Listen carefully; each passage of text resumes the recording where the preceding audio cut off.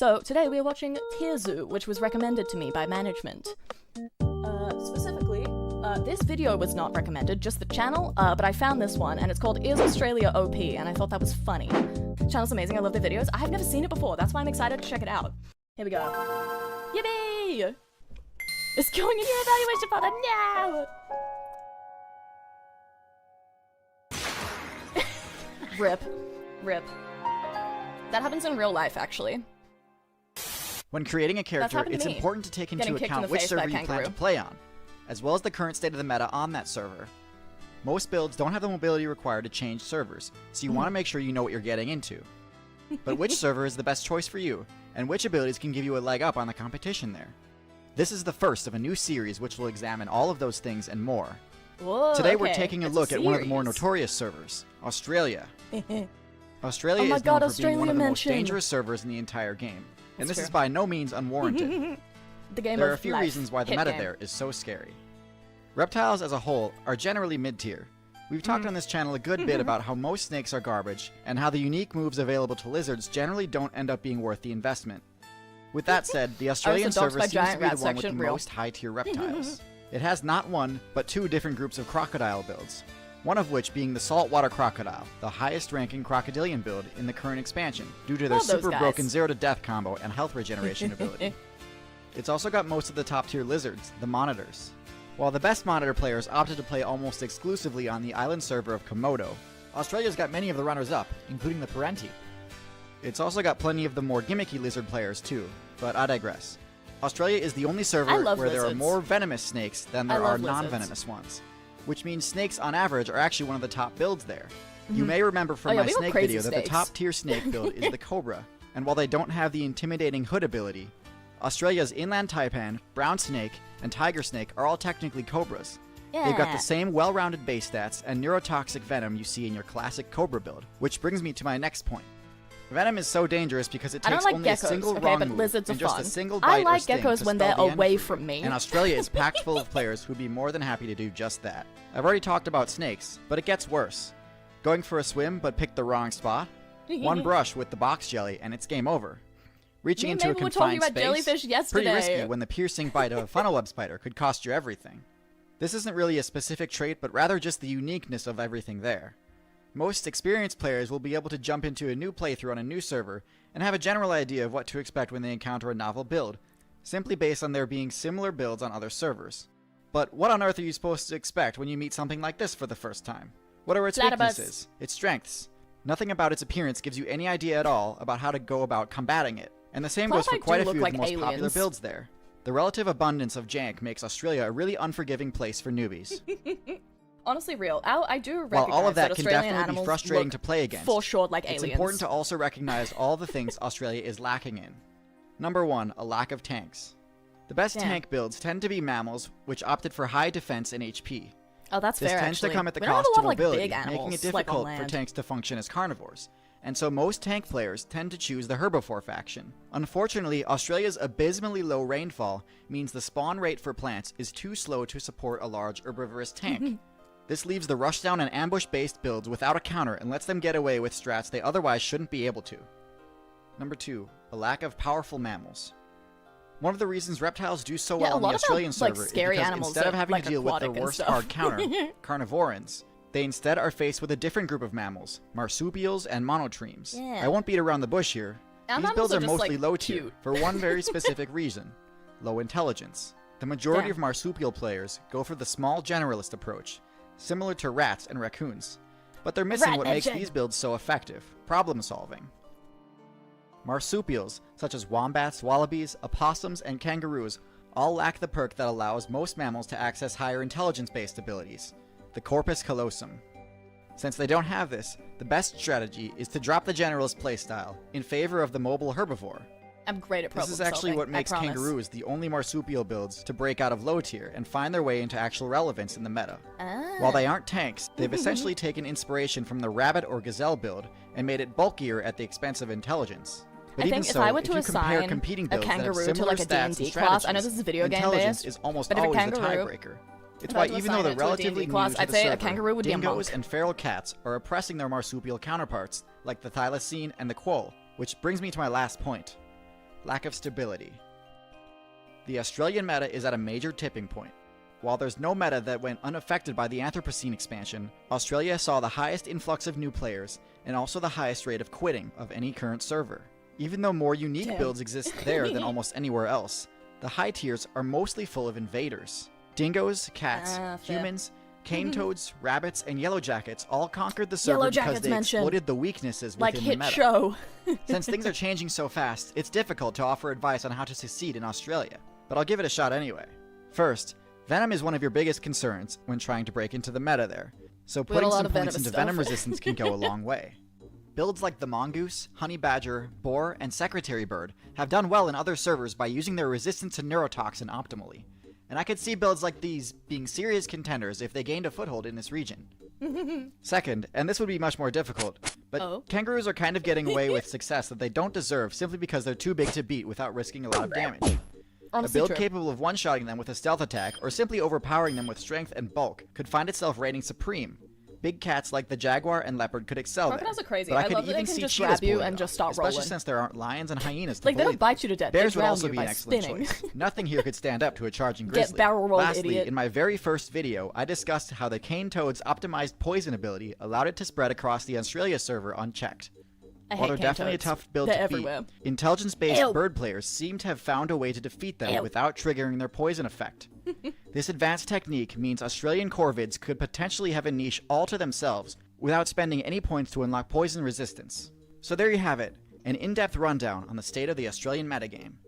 This was a bit different from my normal tier list style videos, so if you enjoyed it and want to see me cover other game servers, the comments below are your best way to let me know. Kanto's a stupid Special thanks to my patrons for bringing my monthly pledges out of freefall and allowing me to continue bringing you guys top tier content. They'd be top tier easily. If you're still here, I do have a shout out / wholesome story I'd like to tell. I'm not going to drag this video out, so instead I'm just going to let you guys read the story in the video description. Merry Christmas, Happy Holidays. Did you manage to eat anything? Yeah, I'm like halfway through. I'm efficient, I promise. Okay, let's do, let's just go to this next, like, hey, skip. Okay, there we go. There we go. Okay. No, you blocked? No.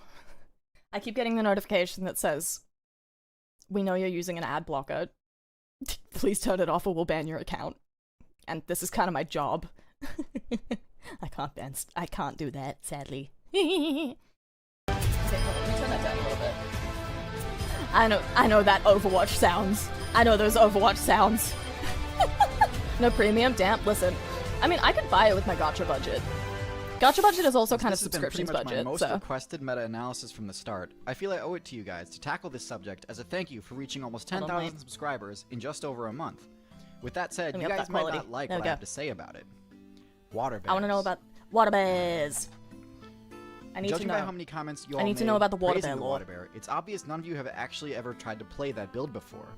Let me walk you through the character creation process for water bears, with the hopes that you realize that they make basically all of the wrong choices. Oh?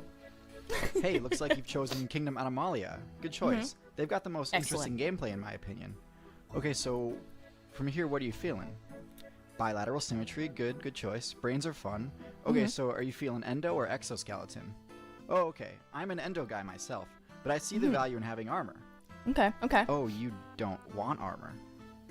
You sure? You're so Fair enough, close. Man. I want to know where rats are on the meta. I want to see that. If I'm still eating after this video, because this video is only 4 minutes long, I'm gonna look at the rats. Well, alright. So where are we going with this? I mean, without armor, you'll probably need some good evasion abilities, or a really solid offense, right? No? None of that? Jeez, you're gonna be a sitting duck. A bit consider. Well, I guess since sometimes it's fun to play a game with a build that's garbage. What are you going for? Maybe some poison? I'd know. Or maybe some super good camouflage. What? Heat resistance? Okay, unorthodox, but sure. Wait, you want ice resistance too? I trust the tardigrades build suggestions. Well, okay, there you go. I trust this. What else? Radiation resistance. Okay, exactly how often do you think that's going to come in handy? All the time. Supernova resistance, gamma ray burst resistance, asteroid impact resistance. Exactly what are you expecting to encounter? Geez, your lifespan is only a year. End of the world, my guy. Oh, you'd like to be able to go dormant for half a century. Sure, why not? You'll still be a sitting duck the second you wake up. Nuh-uh. So do you plan on banding together and fighting as some sort of an army? Oh, you're gonna kill each other. Yeah. Well, alright then. Okay, so I think you get the picture. The point is, water bears are basically resistant to everything except for the things that would actually kill them. They're kind of like doomsday preppers, actually. And as a result, they get killed by the millions. By crabs, shrimps, worms, snails, slugs, mites, spiders, scorpions, insects, and other water bears. But hey, if it ever runs into an enemy whose only method of attack is a laser cannon, they'll be alright.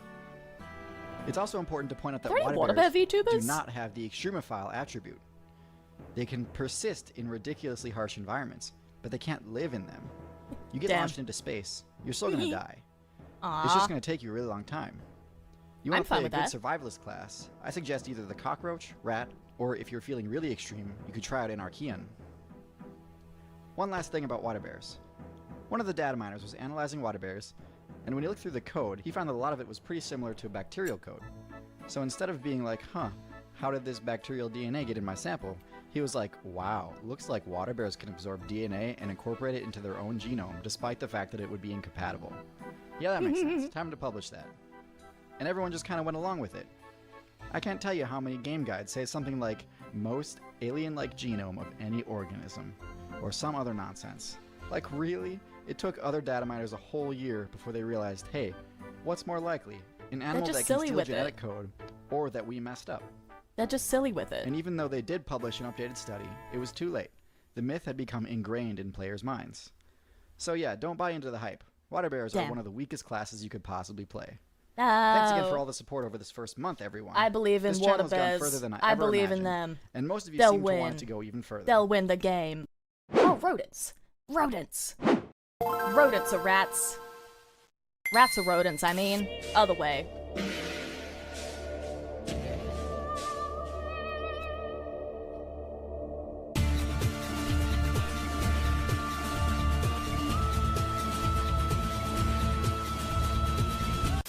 The Cretaceous Balance Patch nerfed a lot of the top builds, but one of the builds that managed to get through unscathed was the Rodent.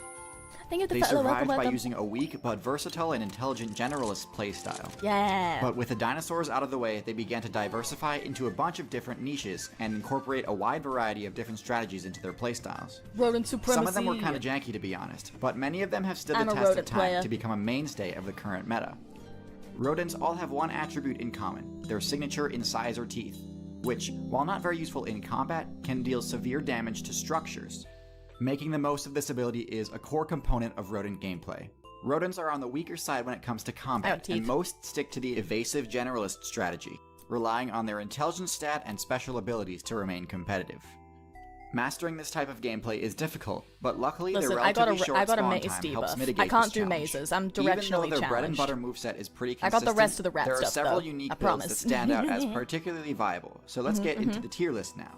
Okay. So bottom of the tier list is the lemming, but not for the reason you might think. Rats S It's a tier. common misconception that lemmings have such a low intelligence stat that the only thing they're good at is getting a big group together, jumping off the stage, and uninstalling. This isn't true, although to be honest, if you're manning the lemming, you might be better off uninstalling. But anyways, those Twitch clips are fake, don't be fooled. The actual lemming playstyle is only slightly more effective though. It revolves entirely around hoping that the Blizzard World event happens and creates the deep snow biome. If it happens, lemmings can use it as cover and build extensive tunnel networks through the snow. But if not, lemmings have zero defensive options and end up getting bodied left and right to the point where their player base drops hard until the next big snowfall. Lemmings. As we all know, rising global temperatures are making if you had to find nacho fries, you would do great. True. Servers. And I did find them. And so I'm eating this them right already now. pretty unviable strategy is becoming even less viable as the meta progresses towards getting wetter and more tropical. Moving on up the tier list, we have the capybara. The capybara is at an awkward place in the meta, in that it hasn't quite spent enough evolution points to actually get much use out of its bulkiness. This is because, unfortunately, their home server is the Amazon rainforest, which is also the home server of many of the most powerful S-tier predators in the game, such as the harpy eagle, caiman, and jaguar, all of which have no problem dealing enough damage to bring down a capybara. Their main method of defense is hiding underwater. Unfair ranking. Which works against aerial builds like the harpy Rank the eagle, capybaras in another but server. is a pretty terrible strategy against the vast majority of predators in the rainforest. Anacondas, jaguars, and caimans all thrive in the aquatic biome, and hiding underwater won't do you any good against them. To move up in viability, I recommend boosting your defensive stats even further, or spend some evolution points unlocking at least some sort of solid damage dealing ability. Also I think they should give the capybaras a gun. naked mole rat. The naked mole rat is unique in that it's the only mammal to ever unlock the eusocial ability. They but do have high charisma, as cool as that is, the naked mole rat uses it quite poorly and doesn't really benefit much from implementing RTS tactics into its gameplay. Yes, naked mole rats have a queen, workers, and drones, just like eusocial insects. But the only thing that makes eusociality such an unbelievably strong strategy is that it enables a group of individuals to achieve things that would be impossible alone, like taking down a huge boss, traversing a huge barrier, or surviving a catastrophe. They can do it. You never see naked mole rats doing something like this. naked mole rats. It kind of makes sense why, while other eusocial creatures live on almost every single terrestrial server, naked mole rats are confined to just a small area in Africa. Free them. Sure, they do have the coveted cancer resistance ability, but spending points to unlock an extremely rare power that benefits the individual makes no sense when playing as a eusocial colony. Your abilities should serve the colony, not the colony's units. The one impressive thing they do achieve is creating a large base, but there are other rodents who do this better, I finished eating. This like will be the last next contender on this list. Jumping up to C tier, we have the beaver, one of the most well-known builder classes in the entire game. This is where it becomes important that a rodent's teeth deal high damage to the environment. So true. Beavers have iron-reinforced teeth that can be used to bring down trees. This isn't optional, by the way. This is how like all rodents, their teeth have a passive regeneration ability that mitigates That's how I play loss of Minecraft. durability. I chew the trees down. But this also means that if they don't continuously use them, they'll eventually become overgrown and deal damage to the user. Anyways, the resources they gather are used to construct dams in rivers. This serves as their home base and main method of defense. Once fully completed, it works great, but the strategy does have its drawbacks that keep the beaver out of the higher tiers. For one, beavers are very vulnerable while their dam is still under construction. They have no good method of defense if they're caught in the open. Even their iron teeth don't deal enough damage. How far are you into the rodent tech tree? I'm near the top. And carrying large I amounts specced of into bipedal with opposable thumbs, so beavers I've got a lot going for me. If the river their base is located in freezes and becomes uninhabitable, as they only get I took a couple points in bonus humanoid as well. Done. Got the prairie dog, the rodent that does social play the right way. I thought it was too short. Like lemmings, they create elaborate tunnel systems, but unlike lemmings, they do it in the ground, which is Has a crowd control Pokemon. It's going well. It's going well. We've taken a quick lunch break, but I'll be back to it in a minute. Each prairie dog is an individual player with free control, but they do all work together to protect each other by keeping watch and using team chat to warn each other when a carnivore that sound player is activated nearby. me like a sleeper agent. They have no other defensive abilities, but somehow this strategy makes the matchup nearly impossible for builds like the Coyote and Hawk to actually catch them. It doesn't do the greatest job against stealth though, so owls and snakes can still be problematic for them. Also in B tier we have the ultimate jack of all trades for the low weight class meta, the rat. No, S tier. Rats don't have any single oppressive This is so moves or sad. abilities, This is so sad. but their high intelligence stat makes them extremely adaptable, and has let them establish a foothold in basically every single server in the game. Rat everywhere. Their ability to function in a wide variety of diverse situations makes them a nightmare for new players to deal with. And their rodent teeth allow them to bypass barriers that would be impassable for most builds. Thank you for the bits. Thank you. Rats rose to popularity in the meta because of their ability to stow away on the ships humans used for fast travel, and then wreak havoc on islands that they stopped at. Island metas are always more casual, and the players there tend to have a lot less matchup experience than mainland builds, and so they are easily defeated by experienced and adaptable invasive builds like rats. Rats are a solid choice for any experienced player, because while they have no downright overpowered abilities, their highly versatile playstyle can be a nightmare in the right hands. This is why you see so many rat mains in the outside Hall of Fame. Exactly. In A tier, we have a build very similar to the rat, but with higher mobility and better resource gathering skills, the squirrel. Squirrels are some of the best arboreal builds in the game, having the highest arboreal movement bonus of all time. This enables them to evade attacks with ease, and lets them access loot that's normally tough to reach without the flight ability. But beyond that, they also have a uniquely strong matchup against humans. I've got Outside's best lore specialist here to tell you about it.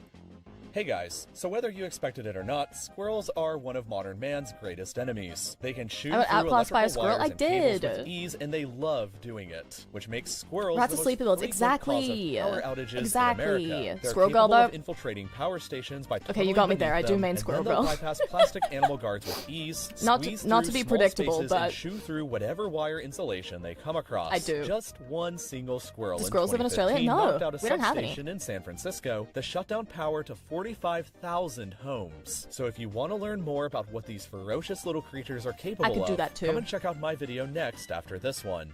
Now, the top I could chew the cables and take out the power. It's the only purely defensive-based build I've ever rated as top tier.